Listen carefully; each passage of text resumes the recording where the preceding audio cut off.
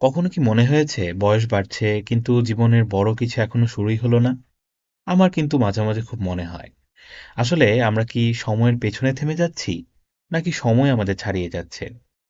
চলুন আজকের এই প্রশ্নের আনসার খুঁজব জন মিল্টনের লেখা on his having arrived at the age of 23 নামক সনেট থেকে।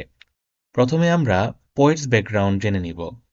কবিতার রাইটার হচ্ছেন জন মিল্টন, যিনি ১৬০৮ খ্রিস্টাব্দে জন্মগ্রহণ করেছেন এবং ১৬৭৪ খ্রিস্টাব্দে মৃত্যুবরণ করেছেন। তিনি মূলত একজন ক্লাসিক্যাল বা পিউরিতান পোয়েট ছিলেন এবং তিনি late Renaissance or the Puritan এজে বিলং করতেন। তার কিছু ফেমাস ওয়ার্ক ছিল, যেমন Paradise Lost, Paradise Regained, Samson Agonistes, এইগুলা। সাহিত্যে তার অবদানও ছিল অনেক, যেমন he wrote Paradise Lost, the greatest epic in English literature, setting a standard for grand style. তিনি ইংরেজি সাহিত্যের শ্রেষ্ঠ মহাকাব্য প্যারাডাইস লস্ট লিখে গ্র্যান্ড স্টাইলের এক অনন্য মানদণ্ড তৈরি করেছেন। His work Areopagitica is one of the history most influential defenses of free speech and press freedom. তার অ্যারোপ্যাগেটিকা গ্রন্থটি বাক স্বাধীনতা এবং সংবাদপত্রে স্বাধীনতার সপক্ষে ইতিহাসের অন্যতম প্রভাবশালী দলিল। He expanded the sonnet's scope from romantic love to serious themes like religion, politics and personal struggle. তিনি সনেটকে শুধু প্রেম বিরহের গণ্ডিতে না রেখে ধর্ম, তারপর রাজনীতি এবং ব্যক্তিগত সংগ্রামের মতো গম্ভীর বিষয়ে ব্যবহারের পথ দেখিয়েছেন। এরপর দেখব poem type and genre. Poem type, কবিতাটা মূলত একটা রিফ্লেকটিভ পোয়েম। আমরা এটাকে পার্সোনাল পোয়েমও বলতে পারি, because the poet reflects on his life at the age of 23। Poetic genre, মূলত এটা মিল্টনিক অর পেট্রার্কান সনেটের অন্তর্ভুক্ত এবং এটাকে আমরা অন্যভাবে রিফ্লেকটিভ অর ডেভোশনাল লিরিকও বলতে পারি। এরপর আমরা দেখব স্ট্রাকচার অ্যান্ড রাইম স্কিম।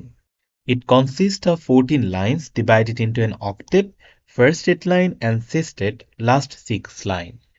আমরা জানি সনেটের 14টা লাইন থাকে এবং এই 14 লাইনের মধ্যে প্রথম 8 লাইনকে বলা হয় অক্টেভ এবং শেষের 6 লাইনকে বলা হয় সেস্টেট।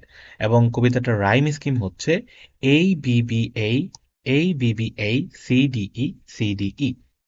এরপর আমরা কবিতাটার হিস্টোরিক্যাল অ্যান্ড সোশ্যাল কনটেক্সট সম্পর্কে জানব।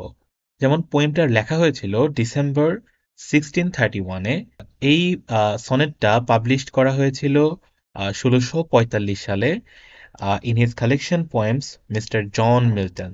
Milton wrote his poem on his 23rd birthday, December 9, 1631. While at Cambridge, he felt anxious that he had reached adulthood without achieving anything significant compared to his peers. আচ্ছা, আমি ব্যাপারটা একটু clear করে বলি। 1631 সালের 9 December Milton তার 23তম জন্মদিনে পদার্পণ করেন। সেই সময় কেমব্রিজ বিশ্ববিদ্যালয়ে পড়াশোনা শেষ করার পথে ছিলেন তিনি। তো তিনি খেয়াল করলেন যে তার সমবয়সী অনেকে অনেক বড় বড় কাজ করে ফেলছেন বা কর্মজীবনে প্রতিষ্ঠিত হয়ে গেছেন, কিন্তু তিনি এখনো উল্লেখযোগ্য তেমন কিছুই করতে পারেননি। তো এই ব্যক্তিগত হতাশা থেকেই মূলত তিনি এই কবিতাটা লিখেছেন। Time was seen as a gift from god, being idle nor not achieving success by adulthood was socially locked down upon. সময়কে ঈশ্বরের দান বলে মনে করা হতো সেই সময়টায়। প্রাপ্তবয়স্ক হওয়ার পর সফল না হওয়া বা অলস থাকাকে তখনকার সময় সামাজিকভাবে খারাপ চোখে দেখা হতো। এখন আমরা এই সনেটটি লাইন বাই লাইন এক্সপ্লেনেশন করে পড়াবো। মূলত এইটা হচ্ছে সনেট নাম্বার 7। সনেটের নাম হচ্ছে on his having arrived at the age of 23। কবি এখানে প্রথম 8 লাইনে তার জীবনের সময় দ্রুত ফুরিয়ে যাওয়া এবং তার অর্জনের অভাব নিয়ে মূলত হতাশা প্রকাশ করেছেন। কবি প্রথম লাইনে বলছেন, হাউ সোন হ্যাড টাইম, কত দ্রুত সময়, the saddle thief of youth, যৌবনের সেই ধূর্ত চোর। অর্থাৎ এখানে প্রথমেই কবি টাইমকে একজন চোরের সাথে তুলনা করেছেন। কবি এখানে পার্সনিফিকেশন ব্যবহার করেছেন। চোর যেমন নিঃশব্দে সম্পদ নিয়ে যায়, সময় তেমনি কবির যৌবনকে না জানিয়েই চুরি করে নিয়ে গেছে। দ্বিতীয় লাইনে কবি বলছেন, stolen on his wing my 3 and 20th year। মূলত সময় তার ডানায় ভর করে আমার ২৩টি বছর চুরি করে নিয়ে গেল। কবির বয়স এখন ২৩। তিনি অবাক হয়ে দেখছেন যে তার জীবনের প্রায় ২৩টি বছর অতিবাহিত হয়ে গেছে। My hasting days fly on with his full career. আমার দ্রুতগামী দিনগুলো পূর্ণ গতিতে বয়ে চলছে। But my late spring. কিন্তু আমার এই বিলম্বিত বসন্তে no bud or blossom showed. কোনো কুঁড়ি বা ফুল দেখা যাচ্ছে না। এখানে স্প্রিং আসলে কোনো বসন্ত না। এটা হলো কবির যৌবন, এবং বাড বা ব্লসম মানে এখানে কোনো ফুল বোঝাচ্ছে না। এটা হচ্ছে তার সাফল্য, বা অন্য কথায় আমরা বলতে পারি এটা হচ্ছে তার কবি প্রতিভা। তো কবির বয়স ২৩ হলেও তিনি মনে করেন কবি হিসেবে তিনি এখনো কোনো সার্থকতা বা বড় কিছু অর্জন করতে পারেননি। কবি এখন ৫ নাম্বার লাইনে বলছেন, "Perhaps my semblance might deceive the truth." হয়তো আমার বাহ্যিক চেহারা সত্যকে আড়াল করে বা ধোঁকা দেয়। এখন কথা হচ্ছে কি ধোঁকা দেয়? "That I do manhood am arrived so near." যে আমি পূর্ণ পুরুষত্বের বা প্রাপ্তবয়স্ক হওয়ার খুব কাছাকাছি পৌঁছে গেছি। অর্থাৎ বাহ্যিকভাবে তাকে তরুণ মনে হলেও আ বাস্তবে তিনি আসলে একজন পূর্ণবয়স্ক যুবক, যা তার চেহারা দেখে বোঝা যায় না। এরপর কবি বলছেন, "And inward ripeness doth much less appear." এবং আমার অভ্যন্তরীণ পরিপক্কতা অনেক কমই প্রকাশিত হচ্ছে, "that some more timely happy spirits and youth." যা হয়তো তার অন্য সমসাময়িক ভাগ্যবান ব্যক্তিদের মধ্যে দেখা যাচ্ছে। অর্থাৎ তিনি নিজের তুলনা করছেন তার বন্ধুদের সাথে, যারা তার বয়সে অনেকেই অনেক খ্যাতি বা সাফল্য অর্জন করে ফেলেছেন। কিন্তু তিনি নিজেকে তাদের চেয়ে নিজেকে পিছিয়ে পড়ছেন বলে মনে করছেন। যদি আমরা একটু রিক্যাপ করি ১ম ৮ লাইন। মূলত ১ম ৮ লাইনে কবি একটু হতাশ এবং খুবই বিষণ্ণ। তিনি আফসোস করছেন যে তার বয়স ২৩ হয়ে গেলেও তিনি কবি হিসেবে এমন বড় কোনো কাজ করতে পারেননি। সময়কে তিনি চোর বলেছেন এবং নিজের যোগ্যতাকে একটা কুড়িহীন বসন্ত হিসেবে তিনি আসলে তুলে ধরেছেন। এটি মূলত কবির একটি আত্মজিজ্ঞাসা ও হীনসম্মতার প্রকাশ। এরপর আমরা শেষের যে সেস্টেড অংশটা আছে, পরবর্তী ৬ লাইন এটা পড়ব। তো এই ৬ লাইনে আমরা দেখব যে কবিতার যে সুর আছে এটা পুরোপুরি বদলে যায়, এবং এখানে এই ৬ লাইনে মূলত কবি তার যে জীবনের হতাশা আছে, সেই হতাশা কাটিয়ে ঈশ্বরের উপর বিশ্বাস স্থাপন করেন। তো কবি এখানে বলছেন, "Yet be it less or more or soon or slow." তবুও এটি কম হোক বা বেশি, দ্রুত হোক বা ধীরে, এখানে এই যে এটি বলতে এখানে তার সাফল্য বা প্রতিভাকে বোঝানো হয়েছে। "It shall be still and strictest measure even." এটি সবসময় একটি কঠোর এবং সুনির্দিষ্ট পরিমাপের মধ্যেই থাকবে। তো তিনি বিশ্বাস করতে শুরু করেছেন যে তার জীবনের সবকিছুর একটা নির্দিষ্ট সময় ও মাপ রয়েছে। তো কবি বলছেন তার অর্জন কম বা বেশি যাই হোক না কেন, তা একটা নির্দিষ্ট সময়েই আসবে। এর আগেও আসবে না, পরেও আসবে না। টু দ্যাট সেইম লর্ড, সেই একই ভাগ্যের প্রতি, however mean or high, তা সাধারণ হোক বা মহান হোক, toward which time leads me and the will of heaven, যার দিকে সময় এবং আকাশের বা ঈশ্বরকে বোঝাচ্ছে এখানে, ঈশ্বরের ইচ্ছা আমাকে নিয়ে যাচ্ছে। অর্থাৎ কবি বুঝতে পেরেছেন যে সময় কোনো চোখ নয়, বরং সময় ও ঈশ্বরের ইচ্ছা তাকে একটা নির্দিষ্ট লক্ষ্যের দিকে পরিচালিত করছে। All is if I have grace to use it so.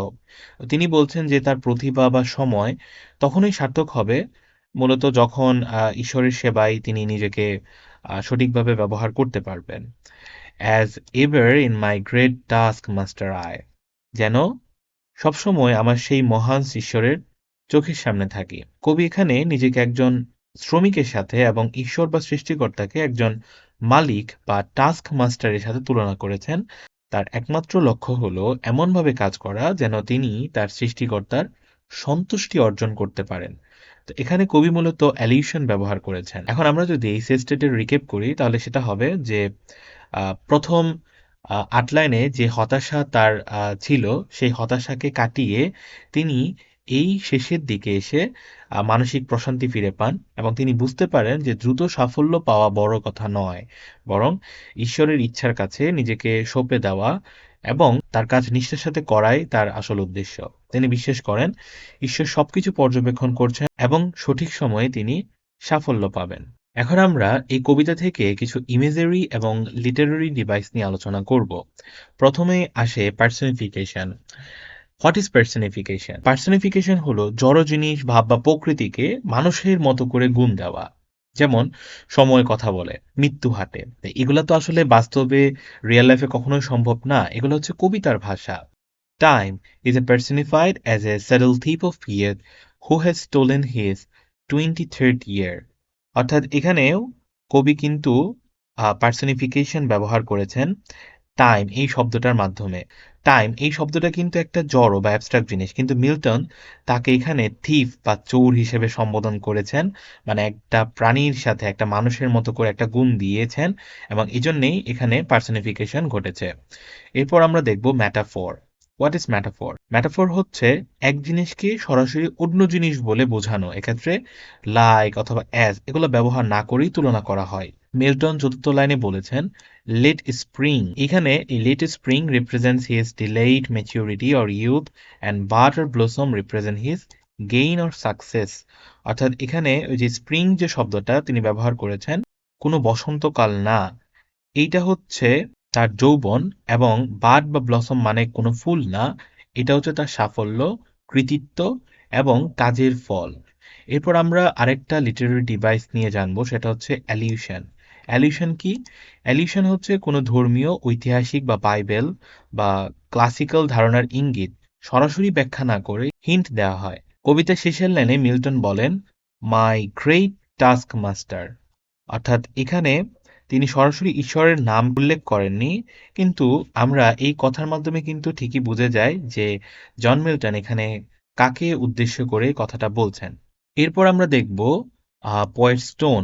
Initial tone anxious, frustrated and self-deprecating, feeling like a failure. And কবিতার ফাইনাল টোনটা ছিল humble, faithful and resigned to God's will. কবিতার সেন্ট্রাল থিমগুলো যদি দেখি, দ্য প্যাসেজ অফ টাইম, সময়ের প্রবাহ, how quickly life passes without notice. And ২ নম্বরে বলতে পারি appearance versus reality, how look like a man but feels he hasn't mature inwardly. ৩ নম্বরে আমরা বলতে পারি ডিভাইন প্রভিডেন্স, মানে হচ্ছে ঐশ্বরিক বিধান, the belief that god has a plan for everyone. So এরপরে আমরা দেখব লেসন্স ফ্রম দ্য পোয়েম। এই পোয়েম থেকে আসলে আমরা কি কি শিখতে পারি? আমরা প্রথমেই এই পোয়েম থেকে শিখতে পারি প্যাশেন্স বা ধৈর্যের ব্যাপারে। Success doesn't always come early, we must wait for our ripeness. And the second one is faith over anxiety. অর্থাৎ উদ্যোগের চেয়ে বিশ্বাসটা কিন্তু বড়। Instead of worrying about our achievements, we should focus on doing our best and trusting God's timing. অর্থাৎ নিজের অর্জন নিয়ে দুশ্চিন্তা না করে আমাদের উচিত নিজেদের সেরাটা দিয়ে কাজ করা এবং ঈশ্বরের আহ, দেওয়া সঠিক সময়ের ওপর ভরসা রাখা। তো আজকে এই পর্যন্তই। ভিডিও শুরুতে করা প্রশ্নের আনসার পেয়েছেন কিনা সেটি অবশ্যই কমেন্ট বক্সে জানাতে ভুলবেন না। দেখা হবে পরের কোনো গল্প অথবা কবিতায়। Till then keep reading and stay poetic. Tata.